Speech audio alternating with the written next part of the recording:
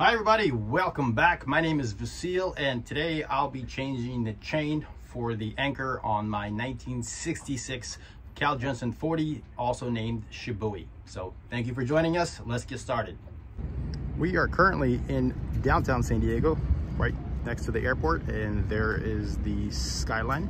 There are some cruise ships here today and we are docked, which is oh so nice. This is a brand new luxury to me. So this gives me the opportunity to change the chain, which is I'm not gonna say dire need, but I'm gonna have to anchor today in a shiesty spot. So this needs to be replaced. The part I'm actually most concerned about is right here. So this is the connection between the chain and the road. And if we take a look, it's getting thin in a couple of spots. So given that there is gonna be possibilities of some seas today where I'm gonna be anchoring, I don't wanna take the chance because we only have about 30 foot of chain, which is not a lot. And this Maxwell RC-8 is our windlass winch. So I'm hoping the chain that I had bought will match this chain. It's supposed to be 5/16 triple B chain. After the chain has been replaced, you can see that the switches that operate the windlass are no longer functioning. This is pretty easy to determine why on this one. And if we open this one up, it's stuck, it's seized. So it'd be nice to actually use the windlass for once, because I've been hand anchoring this thing every single time since I've had the boat. So let's get this fixed as well, because it's part of the same system. In the back is my chain. So if we open this up, there is the chain that I had purchased. It should be 100 foot of triple B chain. I'm gonna pull a portion of this out and hold it next to the other chain to see if we can verify that it is actually the same chain.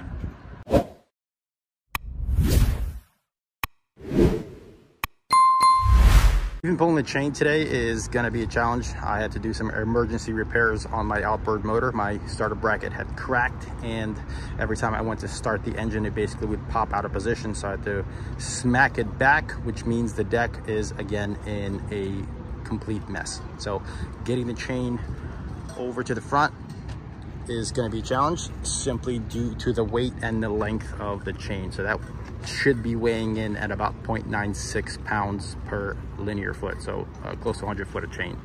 Yippee-ki-yay, guys. I think I am in luck. So if we take a look, the chain, let me line up the camera here so we got a good angle. Chain looks the same.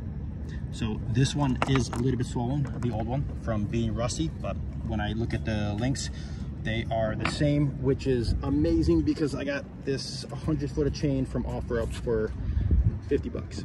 It's a brand new chain. Amazing. Order of business is going to be to take off the old chain while I stand on the anchor to make sure it doesn't go down, and attach the end of the brand new chain to the anchor once again, because if anything comes by like waves, I don't want to lose the anchor. And then I can detach the old chain and rod and feed them back into the windlass by having this thing already loosened up. So it's loosened up so I can spin it by hand. You do that by putting a specialized winch handle on this and basically opening it up. So that gives you the ability to use this manually by hand if you need. The changeover has been made. We are now attached to the anchor with the brand new chain. And one very important note is, if you guys saw from the previous frames, there is no safety wire inside of the anchor. There was none. So this is very, very important. I'm gonna go get a steel cable or steel wire and then secure this, because you don't want this to detach or unscrew for whatever reason if you're anchoring somewhere, and then end up losing the anchor. That is bad. So let's take care of that. What we have here is about, I'm gonna say 18 inches of stainless steel wire. So the idea is feed it through the hole and then back it through itself, and then basically make sure that this is not gonna come out. So it's not gonna unscrew, because this safety wire is gonna be holding it in place. So let me do that off camera with both hands, and I'll show you what it looks like at the end. Here's a close-up of what it looks like. If you can see, it's been fed through the hole, many times and then circled back around, and then fed through again, and then finally tied off with a little screw. Essentially, you just screw the wire together, and there you go. That is not going to go anywhere now. I feel much safer. Stepping into the V-berth. So the chain and rod locker is right here, and what we're basically going to do is from the outside feed all of the old chain and rod back in here. This is going to be where it's stored for now in case I want to use this. I probably will replace it in the future, but you never know. I do have a second anchor on board, so if all else fails, this will be last resort. So let's just get this through the hole. The last of the chain is about to make its way down into the chain locker, and then we start the proceedings on the new chain. There you go. Inside. Done. Now we can start working on the new chain. So what I'll have to do is bring the rest of the chain from that rear compartment all the way up to here, because I will need the end to go inside of the windlass first. How many of you guys have ever used your boat as a measuring tool? But I don't think I'm going to do that. I think I'm going to use a tape measure, because I do want to verify this. Again, the old adage of trust but verify, to see how much chain we have. So if you take a look, 1, 2, 3, 4, 5, 6 at 15 foot. So that is a 90 foot, and then I'm going to measure 1, 2, 3, and that will give us a total measurement. They look like they're about 3 foot. So yeah, we got 100 foot of chain, verified and trusted by yours truly. We're not going to feed the end of the chain, the other end, inside of the windlass. And here's the moment of truth, because even though the links look similar, you never know until the pudding hits the cake. I don't know the expression here, but it works. That is fantastic. Fan-fucking-tastic. Okay, let's put enough chain down there to work with, because we do have some work to do that is below deck inside of the chain locker. So I'm thinking like, I don't know, 5, 6, 7 foot should be enough to work with down there. Oh my lord, it looks like Shibui gave birth to some chain, and it is now in the chain locker. A brand new baby chain was born today. Yep. Yeah, so there we go. Now we got enough chain in here to work with, and the idea is I'm gonna put a plate, a wooden plywood plate somewhere here. That way we have an attachment point for this chain, so we don't lose it. We don't anchor essentially all of the chain out, and then we'd be fucked. So let's put a plate there to make sure that that doesn't happen.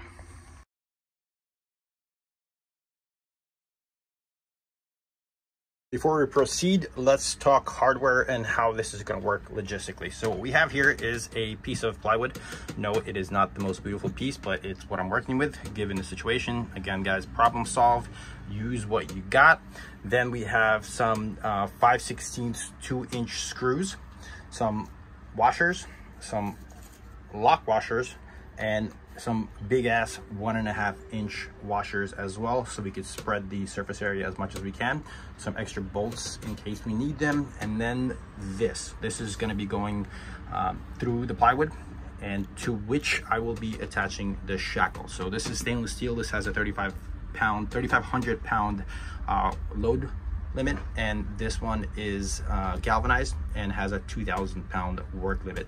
I actually stepped these up. It's a 5/16 chain, but if I believe this to be correct, you could step up one size, so from 5/16 to 3/8 to get some extra juice in the system. So this is the hardware that I'll be working with. Next order of business is to make this. This is going to be where the holes are. So we have the 4 corners marked for the 2-inch screws, and then the 2 holes in the middle for this. We're going to drill this out and then use this as a stencil for drilling into the boat. 2 drill bits are going to be 3/8 because these are 5/16, so that is the next size up, and then this is 3/8, so we are going to go 1/2 inch to give us some play. Obviously the boat is moving. Holes have been made. We are going to now place this up there, line it up to center, and then hold it down while I screw the holes inside of the fiberglass. So guys, this is not going to be a comfortable situation. This is going to suck. It's kind of tight in there.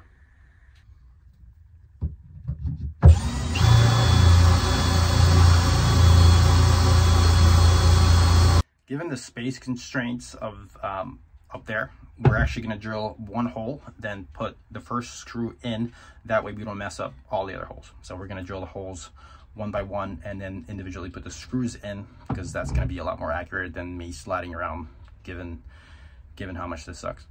The first 4 holes have been screwed in or drilled, and the hardware was attached. Obviously you hold the screw in the nut on the one side and then tighten it from the other side. I'm not going to explain to you how screws work, guys. But a lot of fiberglass left over, so we're going to vacuum this up and then proceed with the next step. Update. So this 3/8 anchor shackle does not fit that chain, so don't believe everything you see, read, or hear on the internet. It will lie to you from time to time. So I got extremely lucky. So the bag of goodies, the box of goodies that was on here from the previous owner, I was able to find this.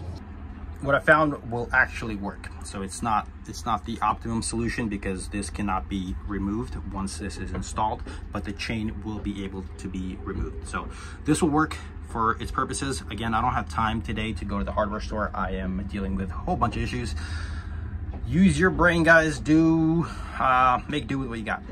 Partially assembled, this is what it looks like. So we have this, which is going to be on the outside of the plywood, and then this is going to be going through the plywood and then into the fiberglass, and on the other side obviously it's going to get some washers, some screws, and some lock washers, and then the chain will be inserted and locked by that pin with a cotter pin to hold it in place. That sucked. So you can see the indents from the chain on my knees. Again, that was terrible. Not advised. But if it needs to be done, it needs to be done. So the last step is now to put the chain over there and lock it with this pin, and then we are set to put the rest of the chain in this chain locker.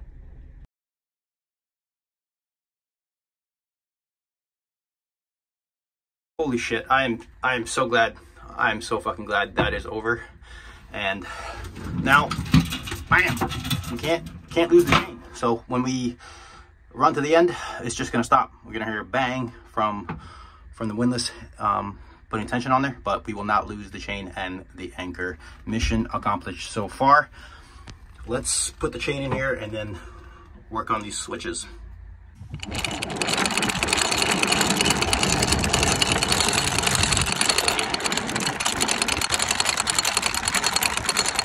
Get these old switches out of the way. I do believe the wires should be live. There's a switch to turn on the windlass power, but for now we got to get these out of the way, and then I'll show you the new switches. Typical build problems. So 3 screws came out. I think two screws came out in whole, and the rest cracked. So we got a whole bunch of studs that are left in the deck for me to handle. So I'm not sure if they're going to get in the way of the new switches, but here we go. To replace the switches, this is what we got. It's 5 Oceans windlass deck foot switches. I'm not gonna sit here and lie to you. These do not look like the highest quality of switches, but I was in dire need. These were $45 on Amazon. I'm a firm believer, when it's an emergency, don't spend a shit ton of money. So let's take these out of the box and see what they look like. The box, they do have this weird, very light blue color to them, which I don't like because my deck is white and this feels relatively flimsy. Switch sounds like it should. So it's got 3 holes.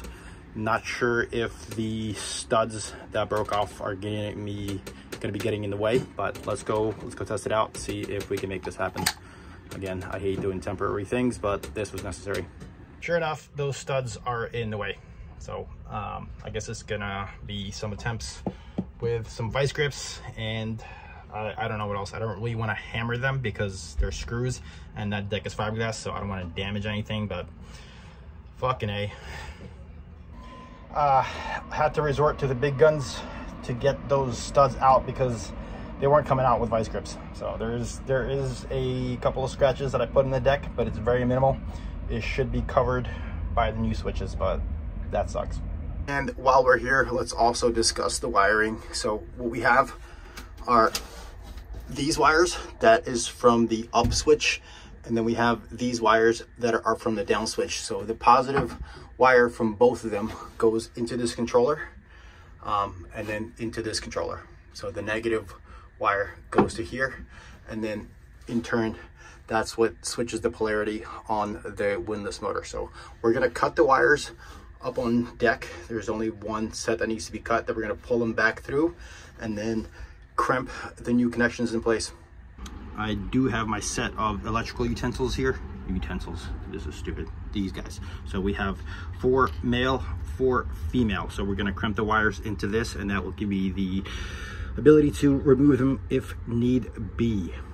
This is the new wiring. So I just fed the wires through those holes and then correspondingly connected the appropriate wires. So we have positive and negative up, positive and negative down. So we're going to leave this as a jumbled mess right now, because the next step is to go on deck and see how the switches work. And we're also going to turn on the windlass power and do some test fitting before I screw down the switches. So at this point, I'm just hoping I did everything correctly and nothing goes wrong, but hey, that's the name of the game.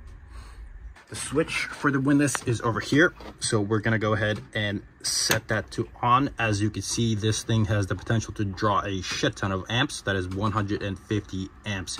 So let's just push that to reset, make sure we're good to go, and let's go on deck. Here are the switches. Again, they are not screwed in yet. I just had to test fit them, but everything went relatively well over here. So we're gonna just open this up and see if this works. Actually, wait, hold on. We have to tighten this first.